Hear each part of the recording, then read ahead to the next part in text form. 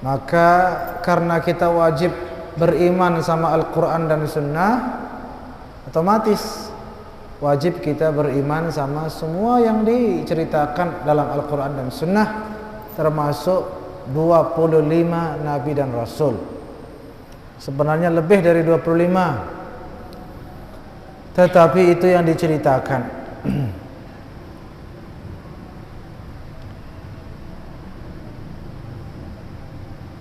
Sama halnya dengan sifat 20. Sebenarnya lebih dari 20 sifat Allah. Mungkin tak terhitung, tak terhingga, tidak ada batasnya. Karena zat Allah tak terbatas, maka sifat-sifat Allah juga tidak terbatas.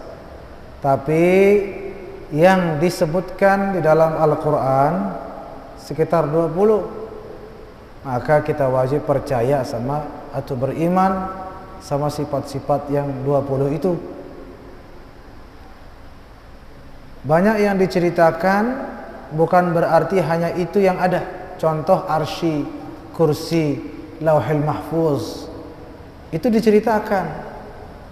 Bukan berarti enggak-enggaknya makhluk Allah.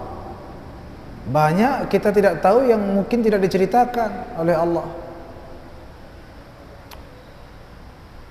Arsy saja mungkin tidak hanya satu, tapi mungkin ratusan arsy, ratusan kursi, ratusan lauhil mahfuz.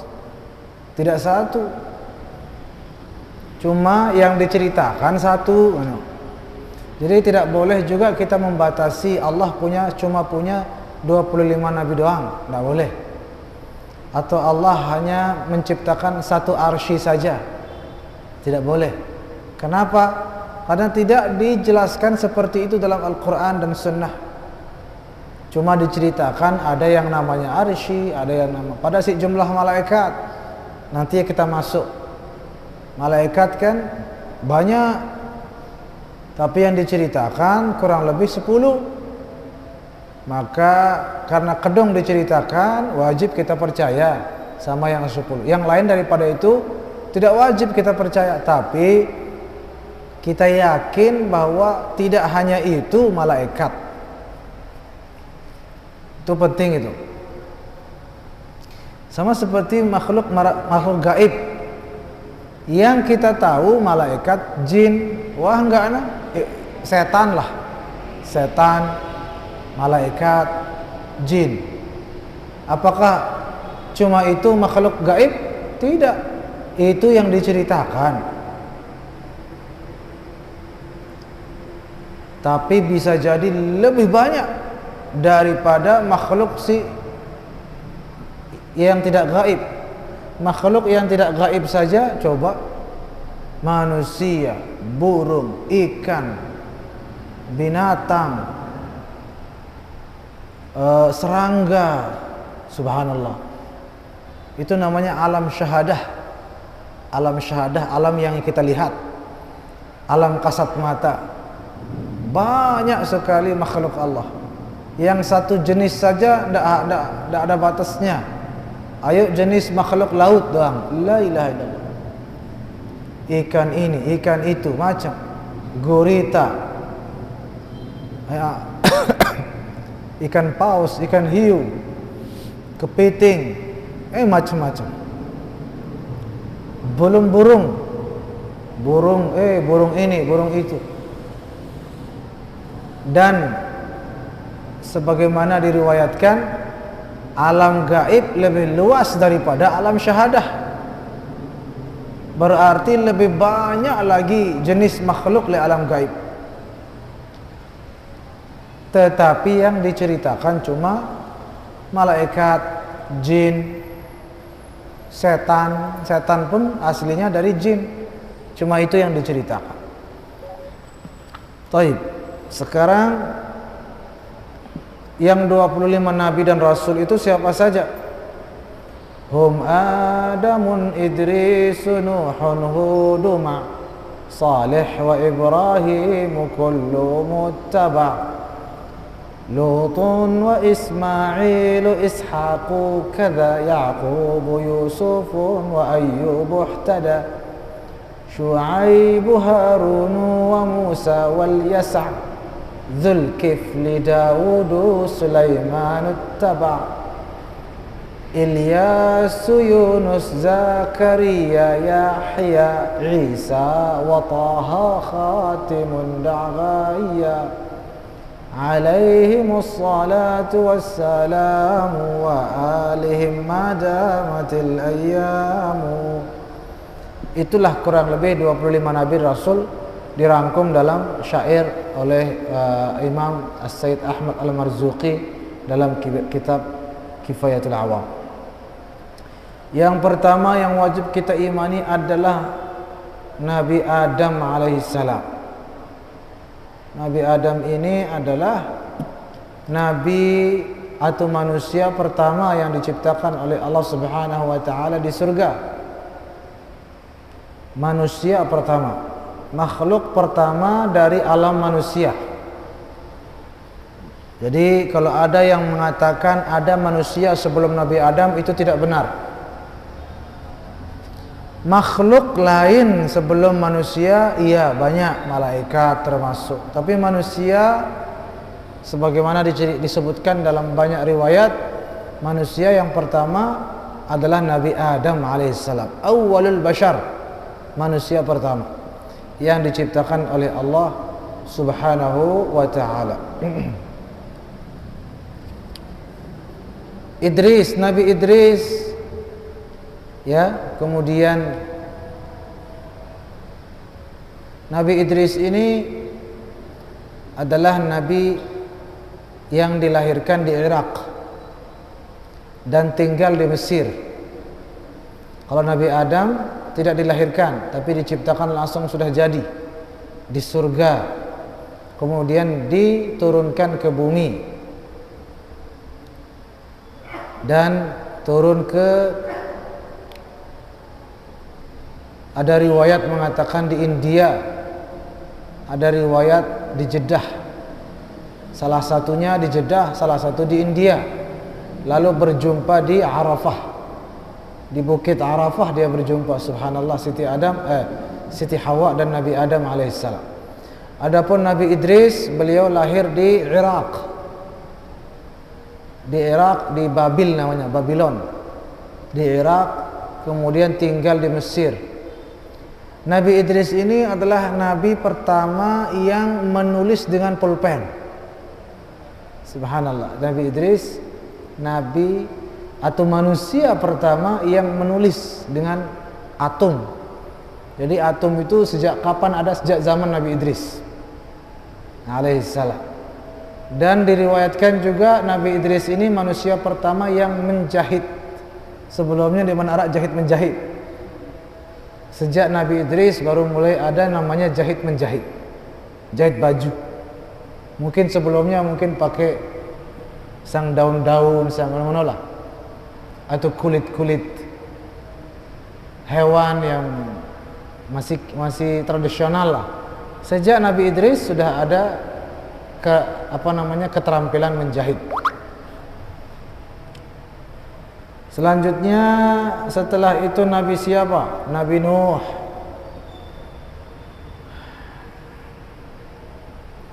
Nabi Nuh alaihissalam. Sebelum kita lanjut Nabi Nuh, Nabi Idris ini ada riwayat juga beliau termasuk yang masih hidup sampai sekarang. Tidak hanya Nabi Khidir atau Sayyidina Khidir, tapi Nabi Idris juga. Ada riwayat seperti itu. Allahu a'lam. Benar atau tidak? Tidak wajib kita percaya, tapi itulah riwayat.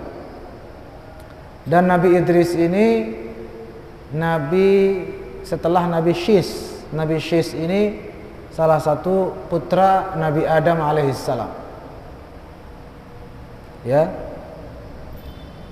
Dan Nabi Idris termasuk keturunan dari Qabil bin Adam alaihissalam. Kemudian Nabi Nuh. Nabi Nuh ini juga lahir di Irak. Lahir di Irak. Masa antara Nabi Adam dengan Nabi Nuh sekitar 10 abad. Coba 10 abad ini berapa tahun? 1000 tahun. antara Nabi Adam dengan Nabi Nuh itu jaraknya sekitar 1000 tahun. Bukan berarti, dan memang nabi-nabi dulu panjang-panjang umurnya. Nabi Adam doang lebih dari 1000 tahun umurnya. Dalam satu riwayat beliau 1000 kali haji. Coba, wallahu alam. Jadi banyak riwayat-riwayat tentang para nabi. Sebagiannya sahih, sebagiannya menolak, lemah, ya, dan seterusnya. Nah, Nabi Nuh ini kaumnya adalah kaum yang pertama kali menyembah berhala. Kaum Nabi Nuh adalah kaum yang pertama kali menyembah berhala. Berhala ini maksudnya patung. Sebelum itu orang-orang menyembah matahari, pohon, gunung, bulan, binatang, sapi, pokok siarak lah. Sejak Nabi Nuh baru ada orang menyembah patung, dibikin, dipahat, kemudian disembah. Itu di zaman Nabi Nuh alaihi salam. Dan kisah Nabi Nuh ya sudah ma'ruf, terkenal, sudah masyhur ya. Ketika membuat bahtera dan kemudian menyelamatkan diri dari kaumnya dan seterusnya. Setelah itu Nabi Hud, Nabi Hud alaihissalam, ya, Nabi Hud ini tempat tinggal beliau di Ardul Ahqaf, namanya di Yaman, di Hadramaut. Makanya di Hadramaut itu ada makam Nabi Hud. Di Hadramaut, di Yaman ada makam Nabi Hud. Dan memang Nabi Hud dari kecil sampai besar dakwahnya di sana, tinggalnya di sana, semua di sana. Nabi Hud alaihissalam itu di Ardul Ahqaf, namanya, di gunung, ada gunung di Yaman di sekitar kota Hadramaut. Selanjutnya Nabi Saleh alaihissalam, ya. Kemudian kalau Nabi Saleh ini kan yang terkenal cerita tentang ontanya, ya, onta betina. Kemudian Nabi Ibrahim alaihissalam juga Nabi dan Rasul yang juga lahir di Irak tetapi tinggal di Suriah, di Syam, di negeri Syam. Itu Nabi Ibrahim alaihissalam.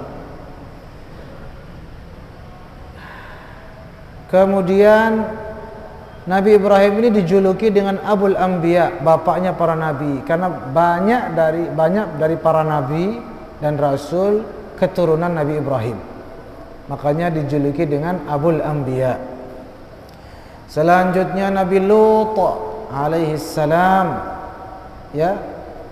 Nabi Lut alaihi salam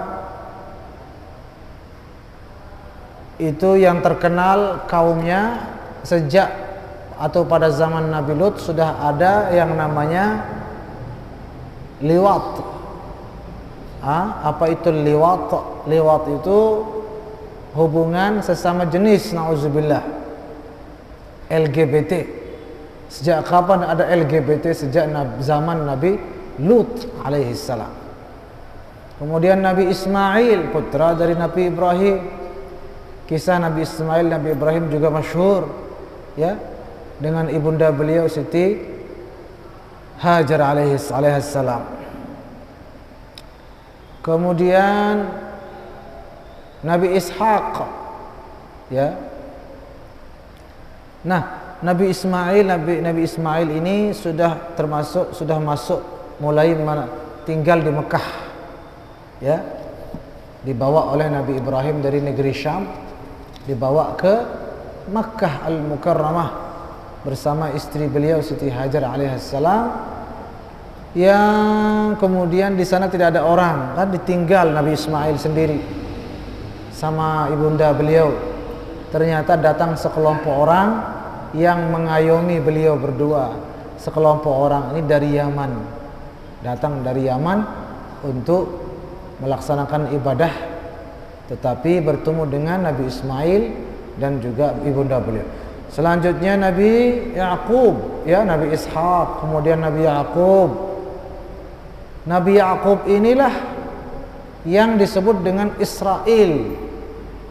Kalau kita dengar Bani Israel, maksudnya keturunan daripada Nabi Yaqub alaihissalam. Ya. Dan seterusnya kah, ya, banyak cerita.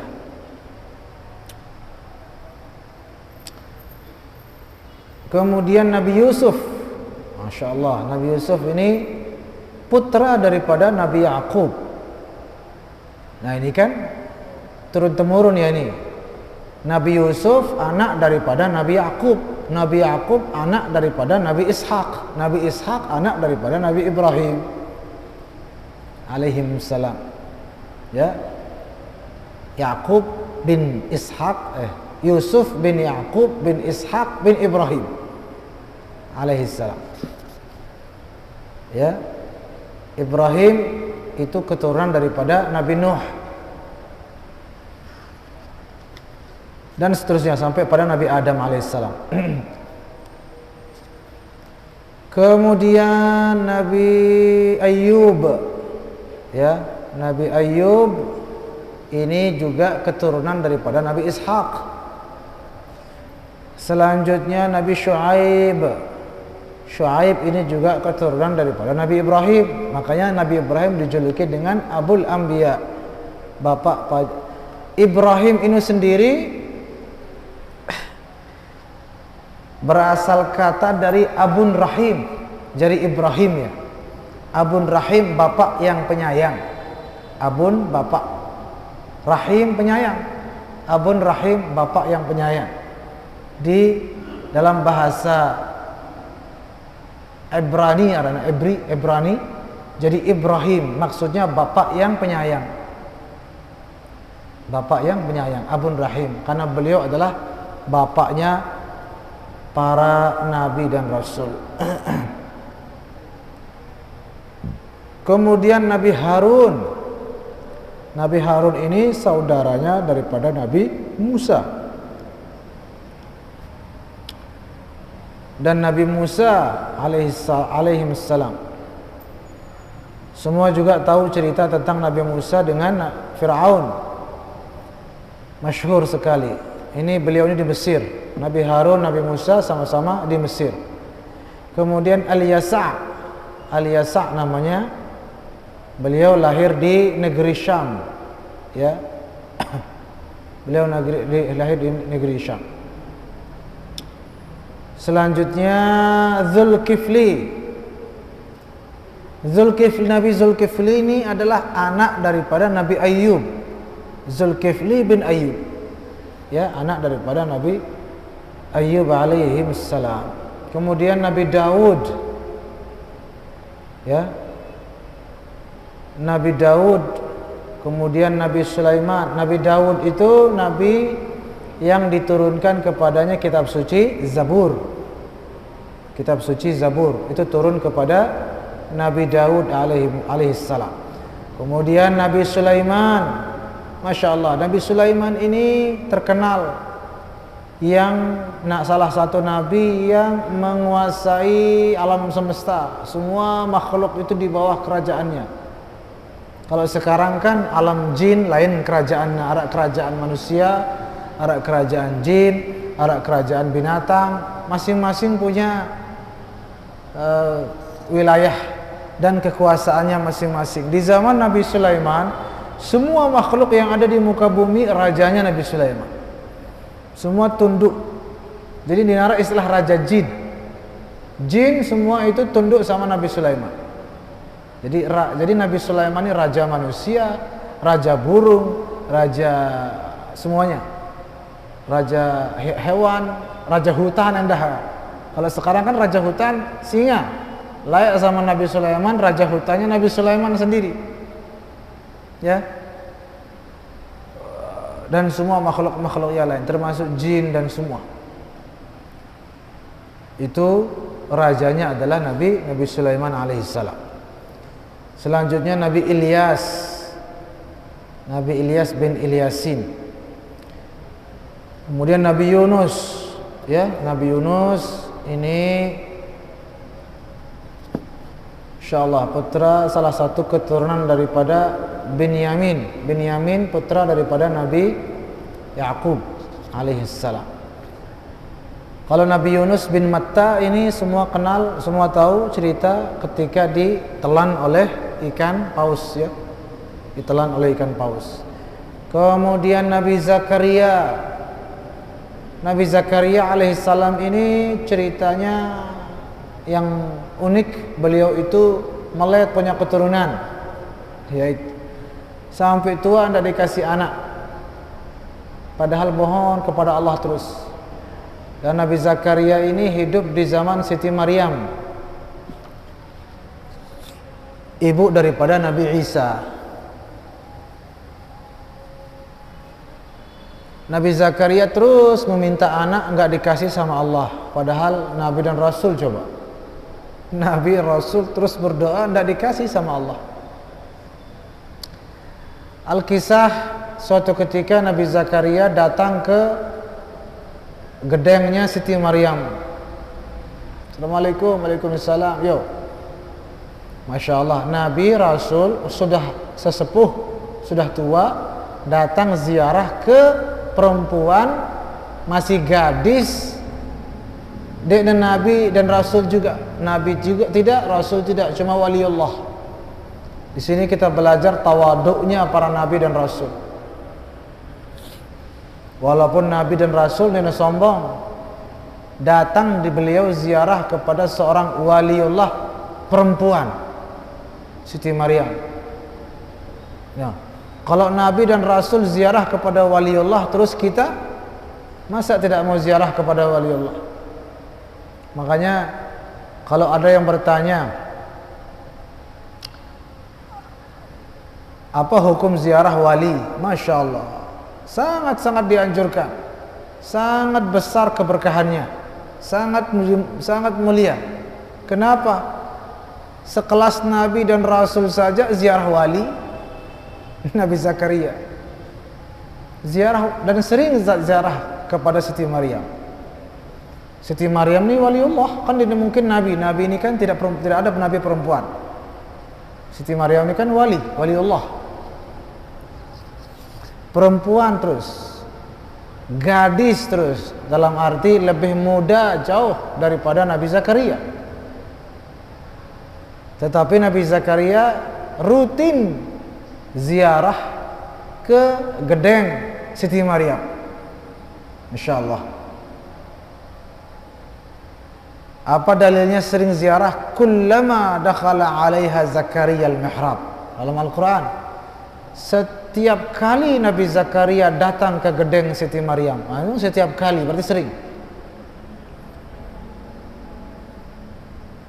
Wajada 'indaha rizqa, qala anna laki hadha.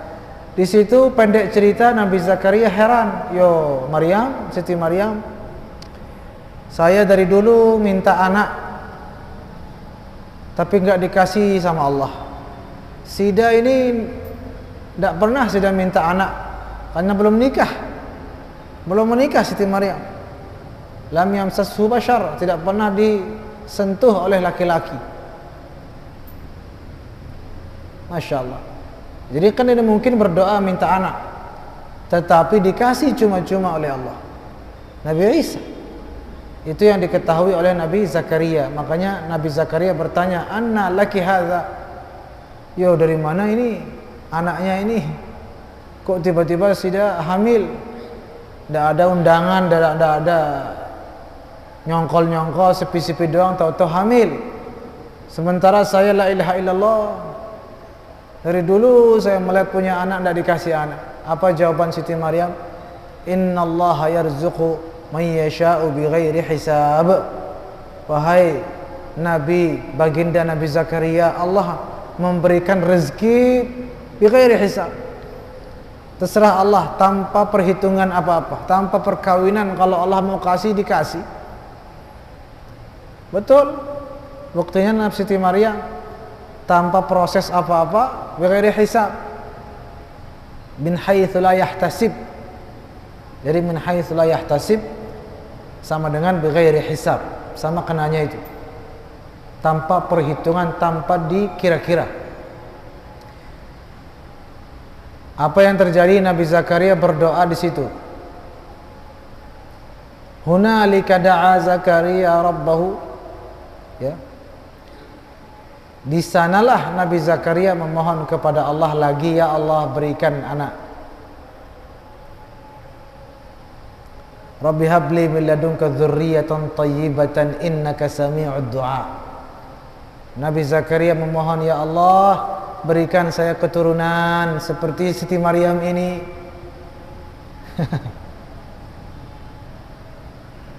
Berkat hunalika, apa makna hunalika? Di tempat itu, di gedeng Siti Maryam, Nabi Zakaria berdoa di musalla Siti Maryam. Berkat berdoa di rumah waliullah, langsung Allah kabulkan. Fanadathul malaikatu wa huwa qa'imun yusalli fil mihrab anna Allah yubashshiruka bi Yahya musaddiqan bi kalimatin min Allah. Al-ayah. Di sana di musalla Siti Maryam, Nabi Zakaria masih belum selesai berdoa, memohon keturunan di gedeng waliullah, rumah waliullah, langsung dipanggil oleh malaikat. Wahai Zakaria, selamat. Doa Sida dikabulkan sekarang ja. Dan sebentar lagi Sida akan diakaruniai anak namanya Yahya, dan beliau akan menjadi nabi yang luar biasa. Langsung dikabulkan berkat berdoa di rumah waliullah. Itu dalil juga bahwa rumah para aulia itu berkah. Di sana terkabul doa. Nabi Zakaria doa di mana-mana tidak dikabulkan. Giliran di rumah waliullah, perempuan lagi waliullahnya dan masih gadis, langsung dikabulkan oleh Allah. Jadi kalau ziarah para ulama, berdoa di situ. Lebih bagus lagi minta doa dari ulamanya. Minta doa, tuan guru, ya, doakan begini-begini. Ziarah minta doa, atau ziarah berdoa di sana, sampaikan hajat kepada Allah. Ya Allah, berkat rumah orang saleh ini hajatku, ini hajat saya. Seperti itu. Termasuk rumah waliullah, makamnya yang sudah meninggal dunia juga begitu. Karena waliullah ini kan waliullah di semasa hayatnya doang jadi waliullah, setelah meninggal juga masih waliullah, dan rumahnya di kuburnya itu. Makanya ziarah makam para wali sangat dianjurkan, dan dianjurkan berdoa di sana. Terkabul doa di makam para wali. Berdoa kepada Allah, memohon kepada Allah dengan wasilah waliullah. Tawassul namanya. Ya, itu tentang Nabi Zakaria. Kemudian Nabi Yahya, anak beliau, ya, Nabi Yahya alaihissalam. Kemudian Nabi Isa. Nabi Isa ini nabi yang juga tidak, yang masih hidup sampai sekarang. Kalau Nabi Isa tidak diragukan lagi, masih hidup sampai sekarang, belum meninggal beliau. Cuma kalau Nabi Isa di langit, beda halnya dengan Sayyidina Khidir, di laut beliau, ya. Jadi ada yang di laut, ada yang di langit. Siapa yang di langit? Nabi Isa. Nanti di akhir zaman akan turun ke bumi sebagai tanda tanda kiamat kubra. Nabi Isa alaihissalam.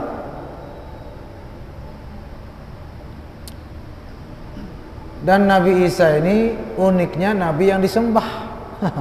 Nabi-nabi si lain kan, ya, tidak disembah. Ada yang ikut, ada yang tidak ikut. Wah, enggak, dimusuhi. Nabi Isa ini pengikutnya langsung menyembahnya lah, repot. Nabi Isa ini lah kewalahan ya. Berat cobaan Nabi Isa ini, disembah sama kaumnya. Nenek kaji. Nabi-nabi yang lain tidak ada ceritanya disembah. Nabi Musa, Nabi Hud, Nabi Nuh, anda narak ceritanya tersembah si kaumnya. Nabi Isa ini jadi sembah dia, la ilaha illallah. Stres Nabi Isa nanti akhirnya memohon kepada Allah, jangan cabut nyawa saya ya Allah. Angkat ke langit, nanti saya akhir zaman saya akan turun, saya akan getok otaknya orang-orang yang menyembah beliau dengan meyakini anak Tuhan dan lain-lain. Ya, itu Nabi Isa alaihissalam. Kemudian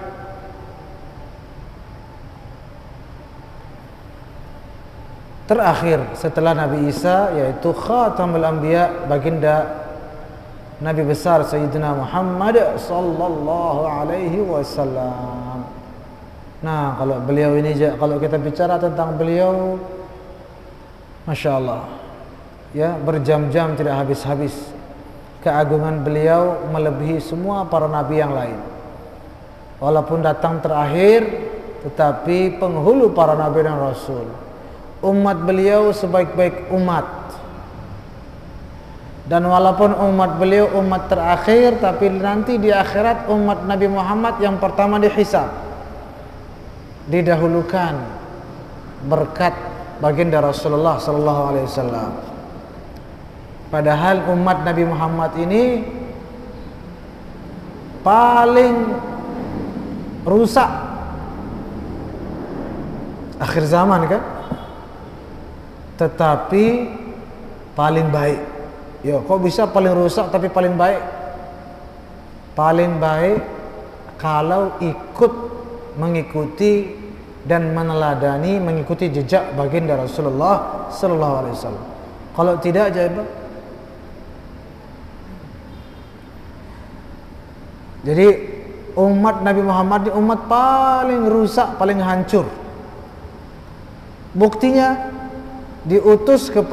makanya diutus kepada kita nabi yang paling hebat. Nabi kita ini nabi paling hebat. Itu berarti kita ini umat yang paling parah penyakitnya. Sama seperti orang sakit, kalau dia berobat, pergi ke perawat dulu. Tidak sanggup ditangani oleh perawat, pergi dia ke dokter, kan? Tidak sanggup dia ditangani oleh dokter, pergi dia ke spesialis. Tidak sanggup pindah dia ke rumah sakit yang lebih mewah, yang lebih besar. Tidak sanggup ke luar negeri ya. Jadi penyakit yang paling parah itu yang turun tangan harus dokter yang paling hebat, kan? Jadi menuah turun tangan dokter yang paling senior, paling pengalaman, paling berprestasi, menuah turun tangan, berarti pasiennya itu pasien paling kronis. Kan begitu. Kan tidak mungkin demam-demam sekedar pilak-pilak langsung dokter lakukan Singapura turun tangan, kan tidak mungkin. Nah, nabi yang paling hebat, rasul yang paling agung, yang paling mulia adalah baginda Rasulullah sallallahu alaihi wasallam. Siapa yang diatasi, siapa yang ditangani kita ini, berarti kita ini sebenarnya hamba Allah yang paling parah. Makanya diutus kepada kita nabi yang paling hebat. Sang nabi-nabi sebelum beliau tidak sanggup menangani kita, tidak sanggup, dia akan tidak sanggup. Harus kelas nabi paling hebat baru bisa membawa hidayah kepada kita. Baginda Rasulullah sallallahu alaihi wasallam alaihi wassalatu wassalam. Kemudian insyaallah setelah ini kita akan masuk pembahasan tentang para malaikat, ya. Para malaikat. Jadi demikianlah para nabi dan rasul. Mudah-mudahan ada manfaatnya. Dan mudah-mudahan kita semua mendapatkan keberkahan dari para nabi dan rasul. Amin amin ya rabbal alamin. Penting juga diketahui bahwa besok insyaallah ya, pertemuan yang akan datang akan kita kupas sedikit tentang apa itu mukjizat ya. Apa itu mukjizat dan apa itu karamah ya. Apa itu mukjizat, apa itu yang namanya karamah. Insyaallah kemudian nabi dan rasul apa bedanya? Apa itu nabi, apa itu rasul, apa itu mukjizah, apa itu karamah? Insyaallah di pertemuan yang akan datang. Mudah-mudahan Allah Subhanahu wa taala memberkahi kita semua. Amin amin ya rabbal alamin. Terima kasih dan mohon maaf. Wallahul muwaffiq wal hadi ila sabilir rasyad. Wassalamualaikum warahmatullahi wabarakatuh.